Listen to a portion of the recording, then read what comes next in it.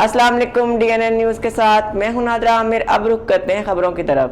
صوبائی وزیر برائے پرائمری اینڈ سیکنڈری ہیلتھ کے ڈاکٹر جمال ناصر نے ڈسٹرکٹ ہیڈ کوارٹر اسپتال کا دورہ کیا۔ عوام الناس کو صحت کی بہترین طبی سہولیات کی فراہمی کے لیے ضلع انتظامیہ اور محکمہ ہیلتھ دن رات محنت کر رہے ہیں۔ اس حوالے سے ہر ممکن وسائل کو بروئے کار لایا جا رہا ہے۔ سرکاری اسپتالوں میں ڈاکٹرز کی حاضری پر کوئی کمپرومائز نہیں کیا جا رہا۔ بعد ازاں صوبائی وزیر نے DHQ اسپتال کے مختلف وارڈز، لیبارٹری، ایڈمن بلاک، صفائی، میڈیسن سٹاک اور لیبارٹری ریکارڈ کا تفصیلی معائنہ کیا اور ضروری ہدایات جاری کی۔ انہوں نے اسپتال میں آئے ہوئے مریضوں سے ان کی خیریت دریافت کرتے ہوئے طبی سہولیات کی فراہمی سے متعلق دریافت کیا اور اطمینان کا اظہار کیا۔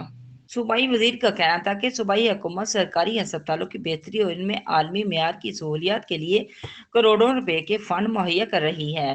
ڈاکٹرز، پیرامیڈیکل سٹاف، دیگر عملہ مریض اور ان کے لواحقین کے ساتھ حسن سلوک سے پیش آئیں اور اپنے فرائض کی ادائیگی کو 100% یقینی بنائیں تاکہ حکومت پنجاب کی جانب سے مہیا کی جانے والی طبی سہولیات سے ہسپتالوں میں آنے والے مریض زیادہ سے زیادہ مستفید ہو سکیں۔ Report Mirza Abdul Rahim, DNN news, منڈی بہاولدین۔